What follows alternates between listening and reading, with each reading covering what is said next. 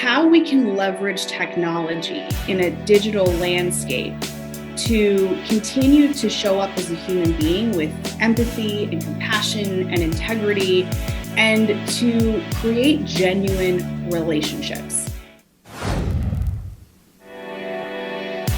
You're listening to the Azreia Show. If you're looking for quality real estate investing information that you can trust, you've found it. Stay tuned and join the tens of thousands of members that have already benefited from Azreia, your home for education, market information, support, and networking opportunities that will advance your real estate investing career.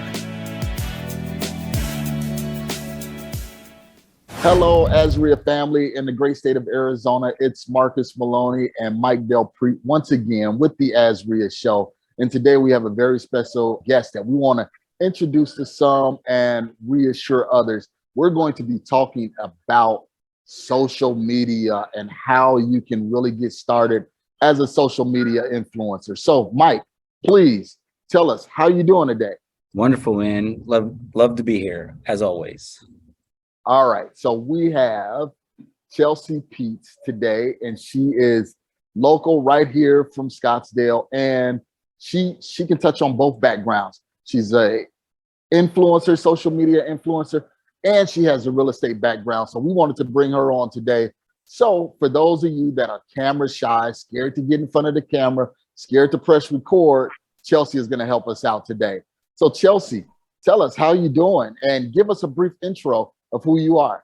I'm amazing. Thank you so much for the invitation to come on your amazing show and to talk to all of the listeners about a topic that they're probably not very excited, maybe even a little bit afraid of, very likely overwhelmed by, which is showing up in a digital environment. And how do you do that in a way that builds a powerful human, relatable, approachable brand that actually attracts customers to you and does something, has an ROI, if you will. So I'm super excited to be here.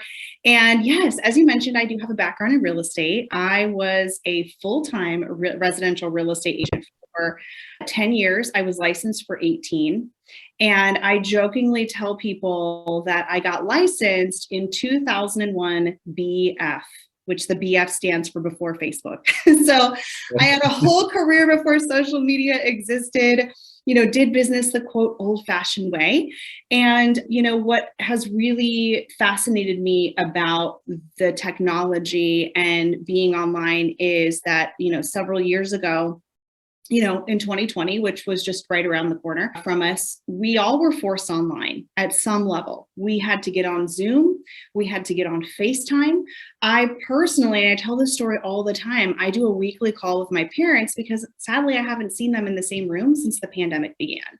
And Wow. So we have had a relationship through technology. I've told them that I love them, that I miss them. We've celebrated birthdays and holidays. And so my superpower / passion is focused on how we can leverage technology in a digital landscape to continue to show up as a human being with empathy and compassion and integrity, and to create genuine relationships.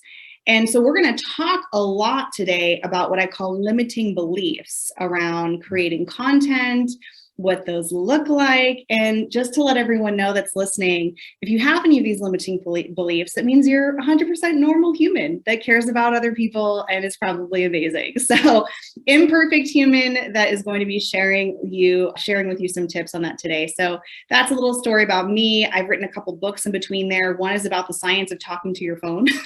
Oh. Instagram stories, TikTok. Actually, I wrote the book before TikTok existed. So it's all about how our brains react to people's faces and how our brain literally has no idea that I'm seeing you right now in a screen and you're not physically here, because it's reacting in the same neural patterns. I'm being able to connect and understand, and even though I don't realize it's happening, build trust because I'm able to see you versus just, not seeing anything, or even seeing, a picture with, say, a dog in it versus a human. So there's something really, really powerful and innate that our brain is connecting with other people. And It's something that happens at birth, and that if we even damage those parts of our brains, then we actually have something called facial blindness, which means we know we're looking at a face, but we don't actually know who the face belongs to. So it's really critical that if you want to build business and a brand and relationships in an online world, because we're never going back, this is what we're going to be doing forever, right? It doesn't replace the physical. It absolutely is not as good as the physical. It really is the next best thing. And we're talking about building brand at scale and being able to generate business and leads and connections. This is something that it's not a nice to have anymore. It's a requirement. So I'll talk a little bit about sort of why it's a requirement in behavior training, but thanks for having me on today. I'm really excited, super passionate about this topic. Love it. A lot there. So I think we could talk for 4 hours. Yeah. If we can. So you said a couple of things that hit here. One, you said ROI. So you know how to talk to us investors. So I do want to dive in on that and how to get an ROI from social media. But why I know you're going to sync well with us, because you said on your bio, grow your business with heart and humanity, not hustle and hacks. And I think in our world, and I think that Azreia is about relationships. It's always been that, right? So in our online world, we get bombarded with the hustles and the hacks, quick fixes, get rich quick, and all that. So I really loved your bio when I read that. So can we talk about the humanity and heart within your business? Absolutely. Okay, so this is something I talk about all the time, and I tell people digital versus physical. So many people are frustrated with social media, and they come to me and they say, well, I feel like I'm doing this social media thing. I'm posting stuff and like nothing's happening. Or if it's happening, there's very minimal ROI or return on that. And so I take a look at it, whether it's a company, an individual, and a team. And what I notice invariably on almost every single person who's frustrated is that there is a massive disconnect between how somebody is showing up in a digital environment versus how they would show up in a physical one. And what's happening, and I'm going to give you some examples, you're going to say, okay, you've got me.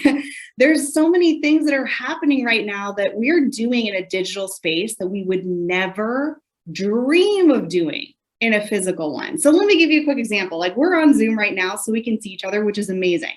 Now, imagine if you invited me to a meeting in your office and I turned my chair around while you were talking to me. You'd be like, oh my gosh, what's happening here? And at the very least, you think it's unusual, but you probably think it was disrespectful and rude, because in a physical world, we look at each other when we're talking. That's the most human way to connect, is face to face and eye to eye. And even if it's through a screen. So then what happens is we get on our Zoom calls and we don't have our cameras on. And I think, okay, well, now what would we do in a physical world? You would not dream of not looking at someone if they were talking to you, right? So here's another example. Let's say, for the person who is listening, and it's 99.99% that are saying, yeah, I'm just not really into video. Not for me. I just don't really like how I'm watching myself back. I don't like hearing my voice. Okay, let's talk about digital versus physical. Now, you could say that because you think in your mindset, okay, but social media isn't real life. It's not physical, it's digital, which is different. It is in real life, because my parents, who I've said I love you to and I miss you through a device, you all would agree that that was real.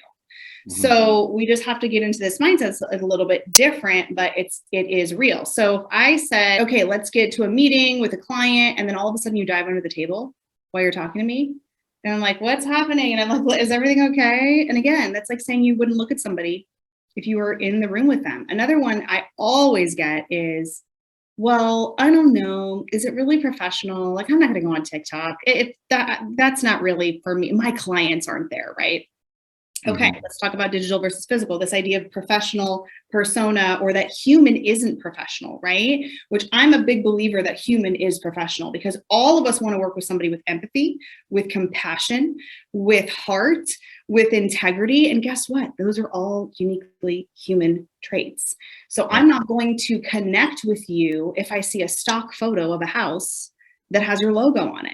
There's no human connection there, so I can't build trust. So we always think, well, I have to show up in a certain way to be professional. Now imagine, what if this was the physical world and somebody was like, hey, so have you tried that new restaurant over there? And it's a client or a potential client. All of a sudden you stare at them and all you do is just spew out market stats. They'd be like, what are you talking about? Like, what's happening? So this idea that you can only talk about professional things, you wouldn't do that in front of someone. And the last one, which is one of my favorites, because my kiddo just tried out for baseball. And, people are like, yeah, I get it. I got to do the social media thing. It's 2023 almost. Yep, I know. Who do you know that I can totally outsource everything to? Like, I just don't have time for this, right? Mm-hmm. I get it. You're not a content creator, and nor should you be, right? You are helping people buy and sell and invest in properties. Here's the thing. There are certain things that we have to do that we can't outsource. And so here's the example of the physical. What if my kiddo goes to their very first game on Friday and looks in the stands, and instead of seeing mom, he sees the neighbor that I asked to fill in for me while I went shopping? Yeah. What do you think he's going to feel like? It's not going to be the same experience. So I want everybody to really think about, maybe I have been kind of hiding behind this digital, and maybe I am showing up very differently in a digital world than I would in a physical. And I would start with your Zoom calls. I would make sure your camera's on. I would not have a background on, because even that, like, we know where you're at. You're somewhere, you're in a living room, you're in an airport. Great. We love that. Like, let's be real and create those connections, because it's hard enough to create trust and connections through a technology device. So those are some things that I always start with is, what are you doing in a digital environment that you would never do in a physical one? And if you're not in your content, that's a major red flag, because you would be showing up to your meetings and calls. Yep. Wow. Yeah, go Marcus. Yeah, that's great. So Chelsea, for those who say, I know I have to do social media, I know I have to get out here, but I'm a little bit afraid of my camera. I'm afraid of my phone. What do I do to break that fear? What do I do to get started, creating that first post or sharing that first piece of content? Absolutely. So I always tell people that if I had a magic pill that I could give to everyone to make them love being on camera, enjoy watching themselves back, and listening to their voices, I would be retired and it would be trademarked and I'd have millions and millions of dollars, right?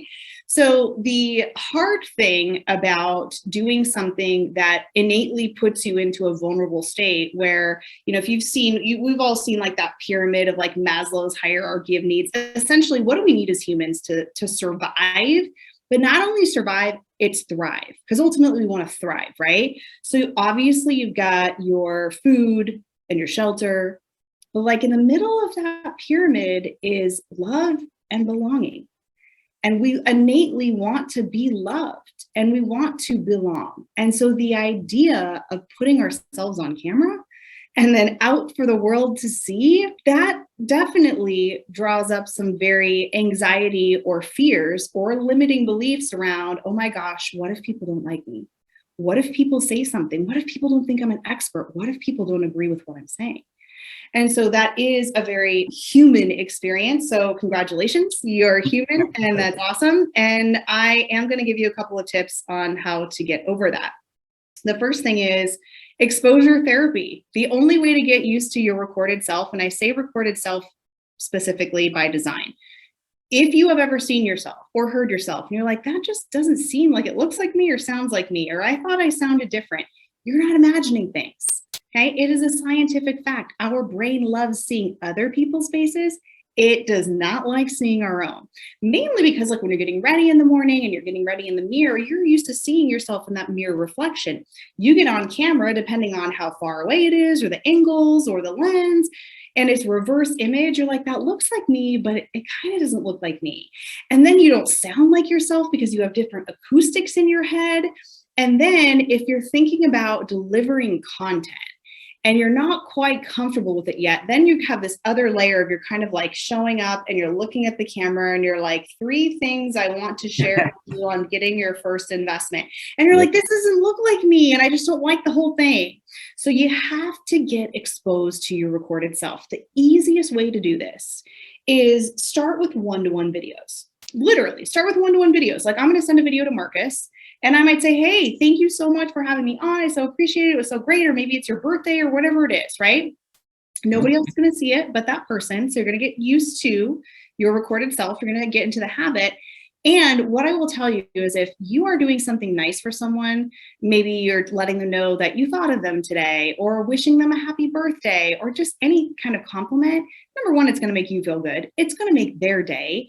And you're thinking about that other person. When you're saying happy birthday, you're not thinking about how you look on the screen. And so then you kind of relax. And they're like, okay, I look like that. I sound like that, right? So start sending those one-to-one videos and just know that it has to be like anything else in life. You have to continue to do it. And this is somebody who didn't watch themselves back for 5 years. I wouldn't recommend that. I would not recommend that, because I would have gotten a lot better had I watched myself and made adjustments and improvements. So I think one-to-one videos is definitely a way to do that. Can I jump in on there? Yeah, please.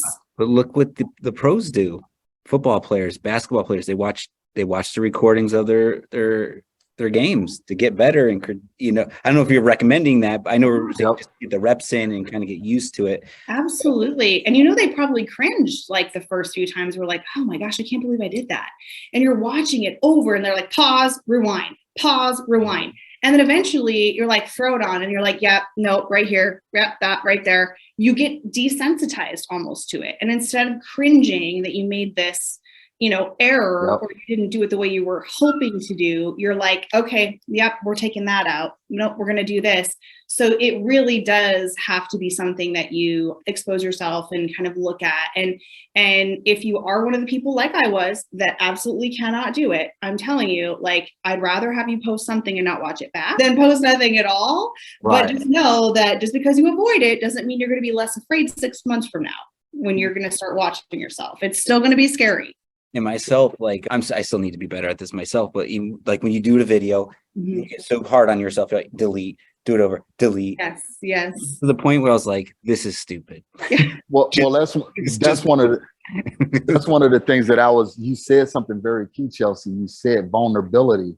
And that's one of the things where we go back and we critique ourselves and we're like, how are we showing up on camera? Am I polished? Is my hair the perfect way? And am I sitting the right way? And what I've tend to learn is the things that are not scripted, just the posts that I post that are just completely organic are the ones that get the most shares, the most comments, things like that. So can you share with us, the difference between having that polished professional versus, hey, I just woke up in the morning, I had a thought and I want to share it with the public? Yeah. I think that's also another common comment I get. Limiting belief is like, it's not professional enough, or I have perfectionistic tendencies, or I thought it needed to look a certain way. And so then we don't do it because we don't have our camera and our lights and our green screen and our scripting and all the things. Right. And what I will tell you, and I know as you're listening, you're thinking about this because you do it. If you're scrolling through Instagram or TikTok, because I know you may not be using TikTok, but you're probably lurking on TikTok because there's a lot of people that are watching TikTok videos. And what you'll find is that they've done so many studies about edited content versus like raw, unedited, like just holding your phone, talking to it. And it really, we generally tend to think something is more real or authentic when it's less edited. And so what's happening right now is a lot of companies are having challenges because they've always had highly edited content about their products, or they've hired professional influencers when now they're really looking for user-generated content. They're looking for the average person who just got the product and they're like, oh my gosh, I love this. It's so great. They're in their kitchen, because we believe that type of content. So I get it's really difficult to get over but I thought, 7 years ago, we were using our green screens and reading on a tablet. Yes, sure, we're evolving. And, there is a major freedom in showing up as you are. And just so people know, I did not always show up authentically like I did now. It took an evolution. I want to read you a stat, though, from this really amazing national study, and it's from brandbuildersgroup.com, brandbuildersgroup.com. And it just came out, and there's one slide they have on there, and they talk about different generations. So what matters to younger generations, Gen Z and millennials, then what matters to older generations. So I like that they're looking at all of the different spectrum. And what was interesting to me is that the two top things that these generations were looking at was 42%. 42% they were looking at personality. Personality. How am I going to see your personality if you're not doing video? How am I going to see your personality if you're just using templated Canva graphics with logos? You're not. It's really difficult. 41% said the inspirational value of their content. 50% the educational value. The Gen Z and millennials were looking for the entertainment value. So it's so interesting to me that we're really looking for the humanity. And if you can teach me something and inspire and motivate me too, great. We love that. Yep. But that human element is, and no surprise, we're human beings. We want to connect with other human beings for sure. It's like a no-brainer for business, right? It's like someone gets, like literally Eddie Gonzalez, a commercial real estate agent that we hired, and Marcus, we interviewed him as well. I watched him for months. I just liked his drone footages and his personality. You hit it right on. And I hired him to list one of our buildings. Like his social media did all the work. I didn't need to find out, research, Google. Exactly. It was cool, man. It sold Eddie for you. And I know Eddie because Eddie was one of the first people I connected with on Snapchat 8 years ago. And I have seen his content grow. And the most beautiful and most complimentary thing anybody could ever say to me is, because I travel a lot for work and doing a lot of speaking. And when someone will come up to me, invariably, every place I go, and they're like, "Oh my gosh, it's so great to see you. And I love your dog, Daisy, and your son, Mason." Yeah. And I'm like, "I'm so sorry. What was your name?" And they're like, "Oh my gosh, I totally forgot. You have no idea who I am." And they're like, "But I know you." And I'm like, "You do." And because people are connecting and consuming, and how beautiful to have the ability at scale to share content, personal, not private. We'll talk about that. Okay. Share content that people have, it's already sold for you. They've already decided you're the person that I want to hire or work with or trust in this manner because I feel like I know you. And I remember being a young teen and my mom would come in and I remember I would watch MTV like all the time, like in the summer, and I'd watch The Real World, which is like the first like real reality TV show back when reality TV was like real. My mom was like, "What are you watching in here?" I'm like, "Oh my gosh, it's called The Real World and it's so cool and I love it." And she's like, "But what do they do?" I'm like, "Well, they don't do anything. They just like sit around this apartment in New York." Just like, "But what do they do?" And I'm like, "They just record that." She's like, "Why are you watching people sitting around in their apartment?" I'm like, "I don't know, but it's like fascinating to me." Right. So absolutely, like there's such an opportunity for you to create content that people are going to consume on their own time and say, "This is somebody I want to work with. This is somebody that I want to reach out to." So it's so funny that we both sort of share an experience with that same person's brand.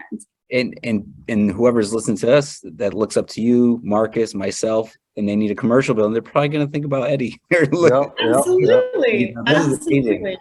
That authenticity is very true, because I know years ago, for full disclosure, people watching this, I'm at Sky Harbor.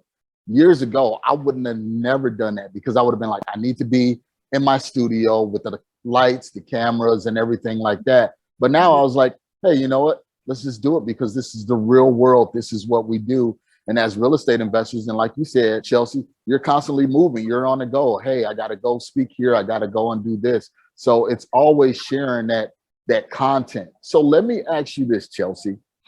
What should we share? What shouldn't we share? Because I know you were saying personal versus private. So kind of dive into that.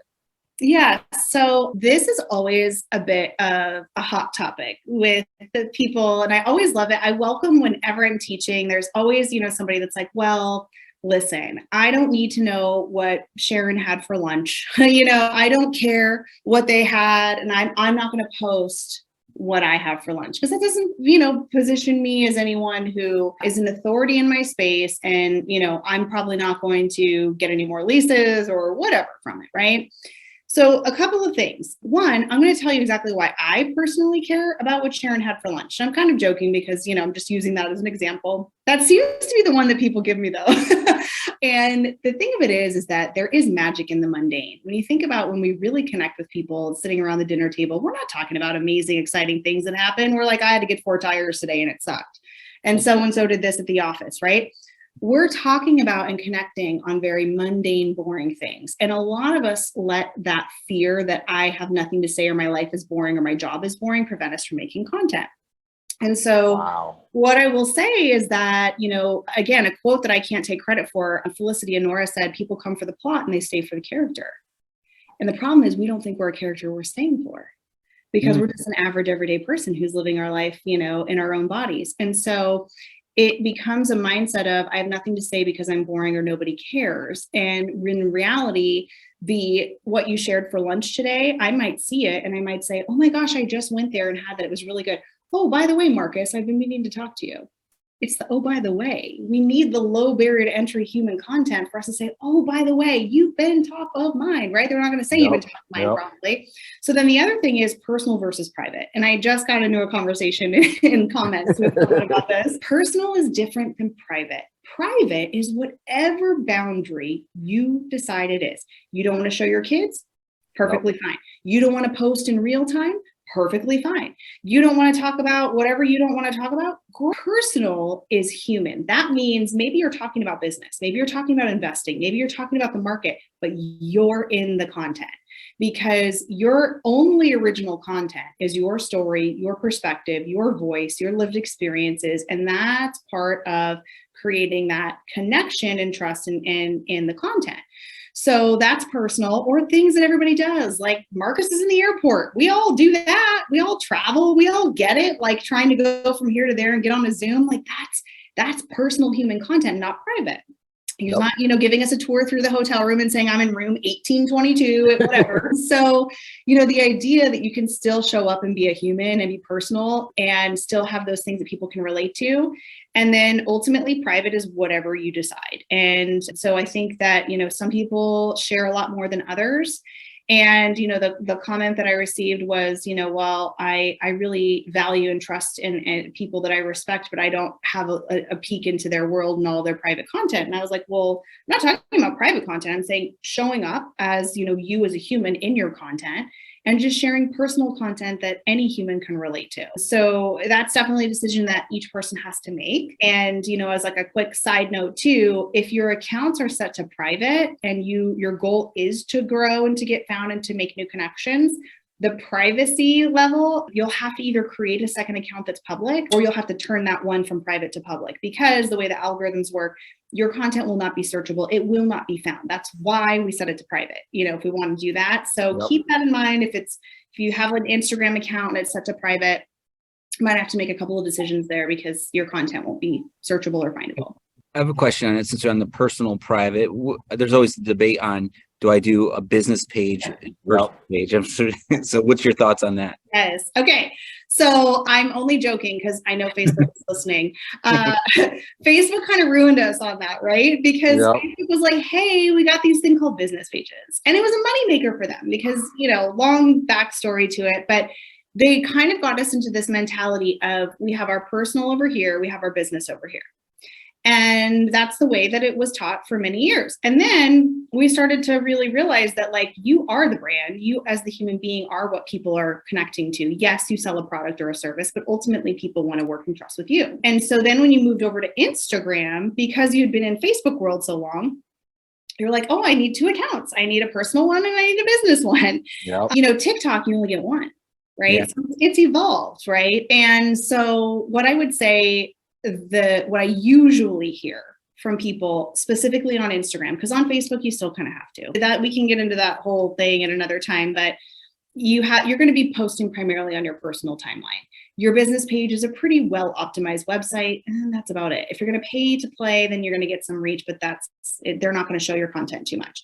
So, but on Instagram, if somebody's thinking, should I set up a completely separate account? You don't have to. I have one account. Okay. Mm-hmm. And I mix human side. My stories are all sort of human behind the scenes. My made feed content is educational. So I mix that up. But if you already have 2 accounts, this is what I hear all the time. Yeah, I have my real estate and my investment account and I post to it, but it just doesn't get a lot of engagement. My stuff on my human side, that gets the engagement. I'm like, I wonder why, because you're probably in it. So not that you need to shut down an account. They don't make it easy. You can't merge it, unfortunately. But I really think that the content needs to be 100% human. And, people always say, well, how do I stop the scroll? I'm not even kidding you. Scientifically proven. Put a human being in it, or a dog, or like an animal. It has to be a living being in it. So you're building pictures, house pictures. It's not going to get the same engagement because our brain is hardwired to be like, oh, a face. And you're like, oh, Eddie, I know him. I'm actually going to watch this video now. Right. So it all goes hand in hand. So yeah, personal business, I say merge your humanity with your business. And then if you want a private account because you have friends and family and you want to put the kids on that account and what have you, perfectly fine. Okay. All right, great. So let's take a brief break, hear a word from my sponsors, and we'll be right back with Chelsea in about 20 seconds. Are your real estate dreams on hold? With work, kids, everything else going on, time is limited. Most days you feel like the world's on your shoulders. You might even say to yourself, if I just had someone to lean on and push me in the right direction, I know things would happen quicker. Well, then you need to check out the Deal Finders Club, a community of investors eager to close more deals, sign more contracts, and just get ahead in life. The DFC provides weekly coaching, thriving online community, and all the education you need to be confident. DFC is your fastest path to closing more deals. To learn more, head over to azdfc.com. That's azdfc.com.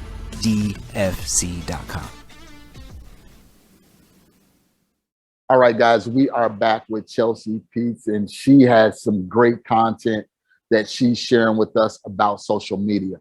One of the things that I struggle with, Chelsea, is I did quite a few YouTube videos, all educational, but they were long as heck, 30 minutes, 40 minutes.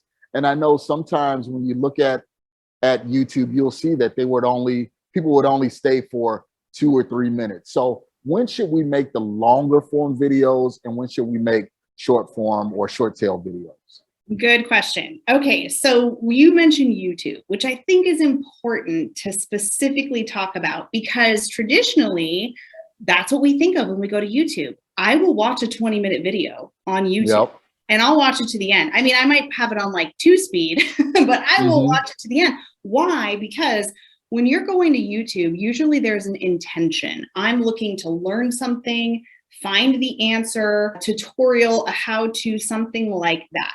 So we're willing, because we're looking for that content, to watch a longer form video. Now, what was interesting a couple of years ago is YouTube said, oh, there's this thing called TikTok out there and we're losing people to it. And we never thought we'd lose people to it because we're like the ultimate long form content platform. And so they said, we need to do a major shift in our strategy, and we're going to start supporting short content as well. And so now you have TikTok inside of YouTube. It's called YouTube Shorts. Yep. You have TikTok inside of Instagram. They just all steal from each other and put it in their platforms, right? And so what was interesting to me is when that rolled out, a lot of YouTubers were very mad. Because they're like, wait a minute, this is how I make my money and I monetize my videos and it's all about watch time. Right. Well, if you're having me put a 30-second video and I have a 30-minute video, it's screwing up my watch time because people are watching it for 15 seconds and it's like throwing off the whole thing. So they had to figure all of that out. So first, let me say that long form content is never going away.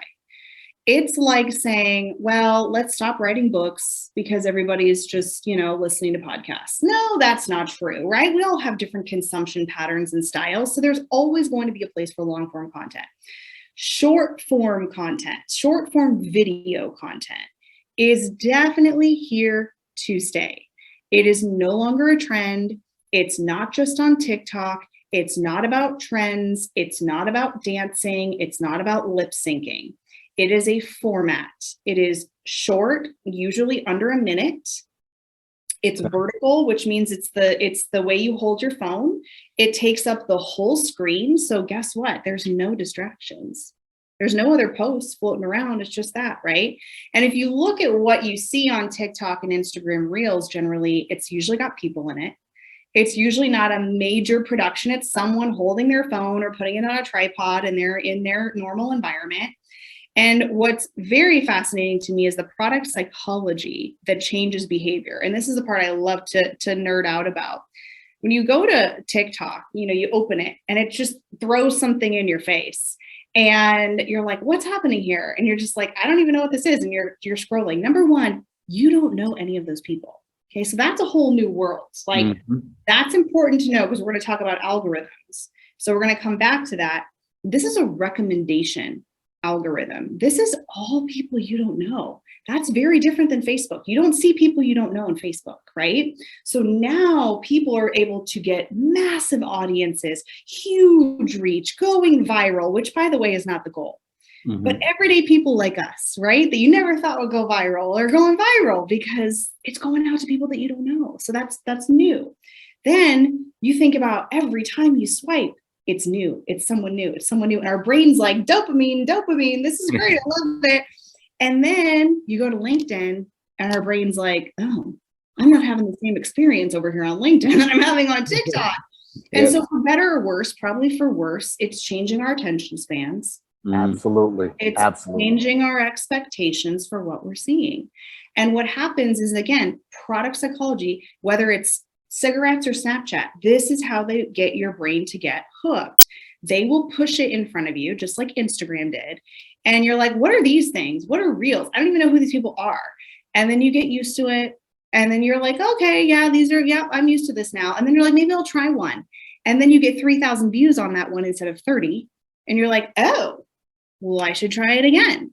And there you have it. Now you're getting used to it. So whether we like it or not, whether it's Amazon, Uber, Netflix, or anything in between, these things are impacting how our brains are expecting to see people's brands. And if we can't find you and we can't stalk you to our desire, then we wonder, why can't I find this person? Or what's going on here? And we're just looking for data points. So short form video, call it what you want, YouTube Shorts, Reels, TikToks, it's here to stay. I would highly, highly recommend that if you have dabbled in long form content or if you've been on camera, learning how to create these short form videos will be a critical piece, not the whole thing, but a critical piece. And what I'll tell you is the hardest part is the gift. The hardest part is that people say to me, but it's only 30 seconds. Like, how am I supposed to tell an investment tip in 30 seconds? Well, you know what? That's the beauty of it. Because when Snapchat started, you had 10 seconds and it helped me become very succinct and very focused. Did I have to reshoot something 1,000 times because it kept cutting me off? Yeah. And now that's helped me in every other presentation that I do because I understand now that I have to grab someone's attention. And so that is a skill that takes time, but I would highly encourage you on whatever platform it is. It's on everywhere. It's Facebook has it. It's everywhere. It's not going to go away.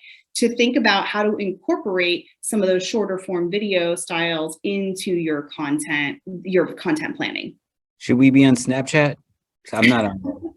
You know what? And I was a diehard Snapchatter. I mean, I literally wrote the book on Snapchat. And I loved it because it was the first time we ever had a camera that we talked to and created like humanity and relationships versus just still images. And it was, in real-ish time. So it really accelerated trust. And the best part about it, they stole and put into Instagram. So yeah. So everybody kind of migrated over there. And the reason that I think they lost a lot of people is because they started making a bunch of changes that the users didn't like. And users get very vocal. They're like, listen, they're all leaving in droves. Plus, when you're over on Instagram, you had the opportunity to get discovered. You didn't really have discovery on Snapchat. So I still say Snapchat is Instagram stories. So yes, you need to be using stories. I think that's where your major conversion opportunities are in the stories format. Stories are for people that follow you. That's to build the relationship, the like, know, and trust. Nobody new is really ever going to see those. So no growth. The feed posts, whether it's a reel, whether it's a image, whatever, those, yes, they're going to be seen by people that follow you, but they're also going to be found by people who don't know you yet and could turn into a new follower. Okay. Do they throttle? Do you think they throttle our posts? Like even on TikTok, I don't do as much there as like Instagram, but it's like I notice I get to a certain level of views on almost all the videos, and they all stop at like the same number. A lot of people have also posed that question, and I do see that pattern as well. And so I don't spend as much time on TikTok. I'm kind of a diehard Instagrammer. And when Reels came out about 2 years ago, I had the fortune of being contacted by Instagram to talk to one of their people about, because I was using it and I didn't know what I was doing because there were no YouTube videos back then. Like we were just figuring it out. And it's interesting because they did give me some suggestions about sort of what was working and best practices. And there are best practices. But ultimately, at the end of the day, after 2 solid years of using this product, whether people want to hear it or not, it's a lot of random. It's a lot of, test, and test. And people might say, oh, but yeah, then I don't want to do that. That doesn't sound good. You're telling me there's no method to the madness. But here's the thing. What if you turn that around to a positive, and instead of overthinking everything, you posted everything? Because it's all going out to new audiences and you never know what's going to hit. And all the things that I've poured my heart in thinking, this is cinematic genius. Everyone's going to love it. And I loved it. It brought me joy to make it, so that innately had value to me. But those didn't perform like the other ones. And one other thing, views don't equal value. Views do not equal value. Don't chase the views, because what will happen is you will start to get discouraged and you will change your content. And I've personally done it.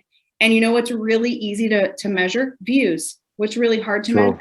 Aha moments where people are like, I never thought about it that way. It's a really smart investment strategy. And they don't even tell you.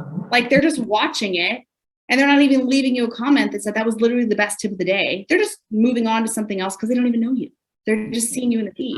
So we have to get away from those metrics and start making our own metrics, because that's going to be very challenging and probably discouraging for people as the algorithms are going to change. So algorithm. So let's dive a little bit. I know you wanted to touch on that a little bit. So yeah. So that word out there, like what is? Yeah, algorithm sounds like a kind of an overwhelming word. It's just a computer. It's a computer software, just like anything else. And just to really, really simplify it, it is looking at data points, and we give it the data points, whether we watch something for 5 seconds versus 2, if we send a message to someone, if we like something. So it's looking at all of these data points that we're giving.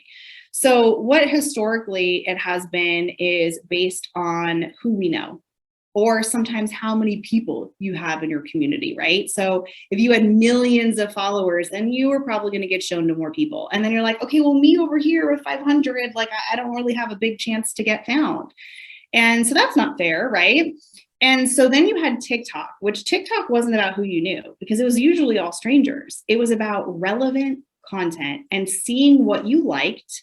And maybe because I like watching food content, I'm going to get more food content. So it's irrelevant to me what anybody else is posting.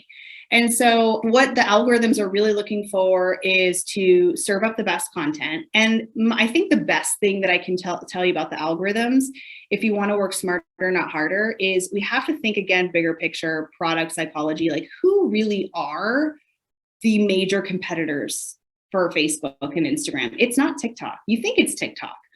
It's actually Google search engines. Okay. And by the way, TikTok has just beat Google. Can't believe it. I'm even shocked. Like more people are going to TikTok now to do searches than Google. And so wild, right? And I would have been like, no way, nobody's ever going to beat Google. Here's the lesson. Anybody at some point, that can be taken over. But anyway, so search engines. Well, all the platforms now want to be better search engines, which means they're looking more at different keywords and different things like that. So that's their main competitor. The other competitor, your phone and your email. Well, guess what you can do on their platforms for free? You can text people, a direct message, right? And why do they care about that? Why?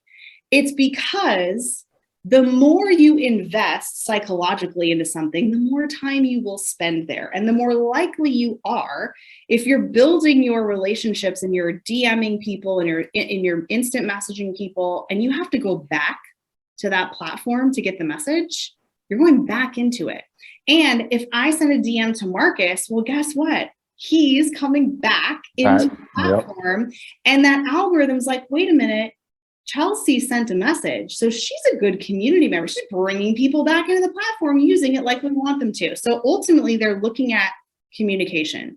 So I'm going to say this, even though I wrote the book called What to Post, you can build brand and relationships and business without posting content.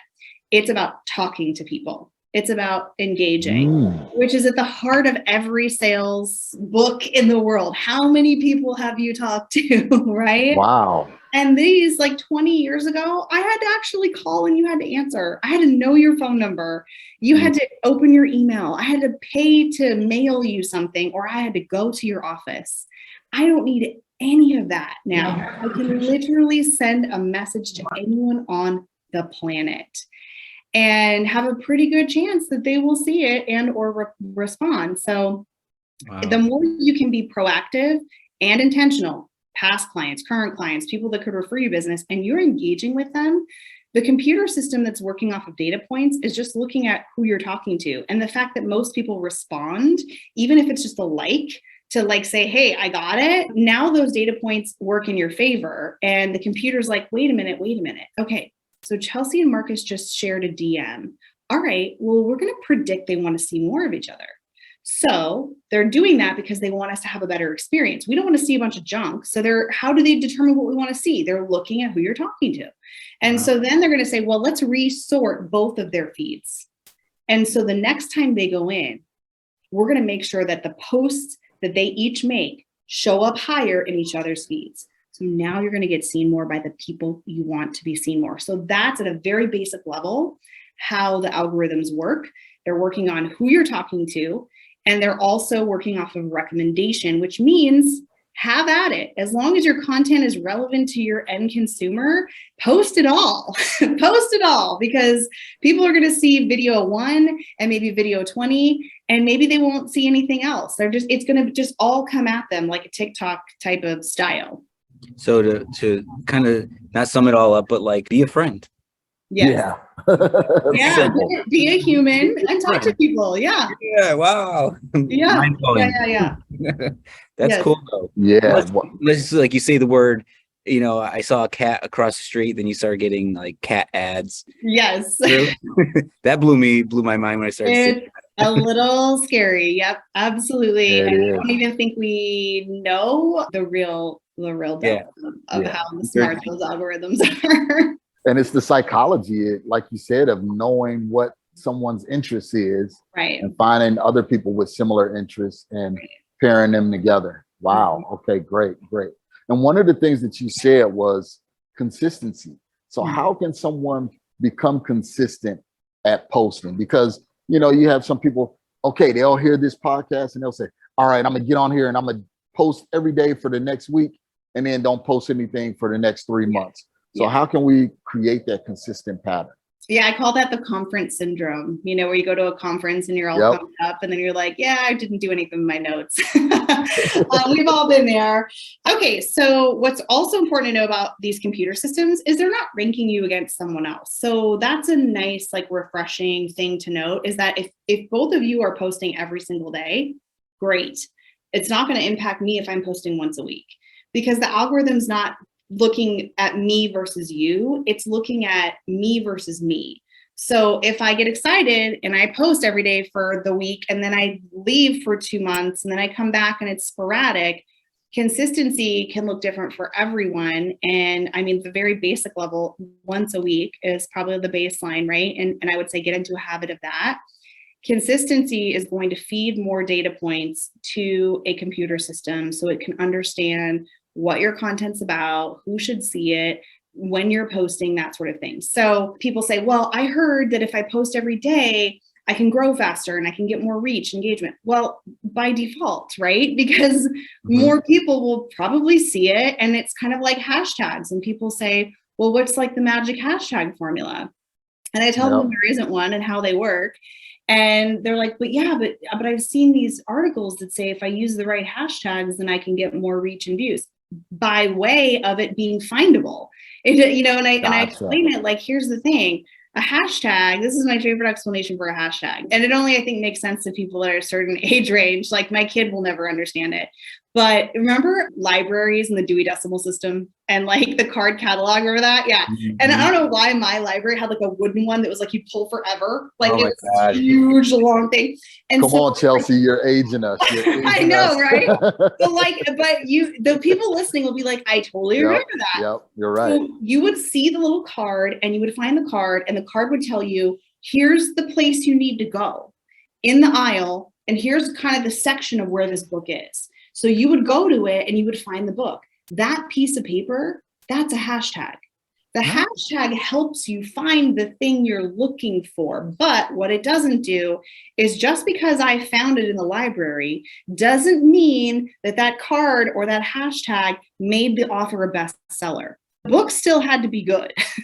And so it will help your content be discoverable, be findable. Therefore, you could say, because it may be discovered by more people, that maybe you will get more views and reach. It's still the content has to stand. The content has to do the giving of the value. So that's how I explain hashtags. And, you know, there are some best practices, of course, but there isn't a magic formula of 17 hashtags and stuff like that. Yeah. Gotcha. So Chelsea, how can we, because you gave us so much content, so much good stuff. How can we and our members follow you to get more content? Where can we find you at? We know you're everywhere, but where is the place you want to send us so we can get more info? Absolutely. I think the best place to go is Instagram because I spend the majority of my time there. There's a lot of video content. You can immediately start to see what my brand is about, what I'm passionate about. And so I always recommend going to Instagram. It's just my first and last name. I'm sure you'll put it in the show notes. And also I have a lot of questions about Instagram. And so if you are a bit overwhelmed or confused about Instagram, on my profile, when you go there, there's a clickable link. And if you click it, there are oodles of free content, videos, how-tos, Instagram course, all of it's free. So you can take a whole course there on how to get started on Instagram. Awesome. So guys, absolutely. I'm on her Instagram page right now. I am following Chelsea. So go and do the same. It's Chelsea, CHELSEA.PEITZ. So go there, friend her right now. Let's start blowing up her timeline and looking at all of her information. And yes, plenty of downloads, free content right there. I got one question. So we got to put you on the spot. Mom jokes. We got to. Mom jokes. Okay. So I'm going to tie this into a learning lesson. Okay. A lot of people are very nervous or afraid that they can only have one brand and that brand has to be what they do. And I always tell them, listen, you have multiple facets of you as the human. You could be the small dog dad. You could be the dad joke guy. You could be the mom joke. You know, you could be whatever. So I have a very mom joke type of sense of humor. I love a corny joke. And so I have an entire highlight where I've saved my favorite ones that I've shared. I also have, you know, and you can see like, this is my brand behind me. I love rainbows and smiley faces and all sorts of things. So I think that it's very important that you can have facets of your brand that don't always have to just be about what your expertise is. Yes, that's massively important. And also you're a human being that happens to sell real estate, not a realtor that happens to be a human being. Got it. Wow. Connect that. Very key. It's amazing. Very key. That's good. Well, Chelsea, I want to thank you from the bottom of my heart, and I'm sure the Azreia members' hearts, because this is information that we all get asked. I know Mike get asked it a lot. I get asked it a lot. We wanted to bring on the influencer that's right in our own backyard to share the right information with our members. So thank you so much. Oh, thank you for having me. This was so fun. Awesome. All right, guys. Wrap it up. Mike, any closing words? No. Chelsea, thanks for being here. Everyone, thanks for having me. Take what she, listen and apply. Just do what she says and try it. Just get out there, get started. You guys know exactly what to do. You got the information. Let's go out. Let's take action on the information that Chelsea shared with us. So At this moment, you guys know what to do. Always, always have an awesome day. Thanks, everyone. Bye. Thanks for listening to the Azreia Show with your hosts, Marcus Maloney and Mike Delpreet. We hope you enjoyed this episode. If you found this information valuable, head over to Azreia.org and learn more about our community.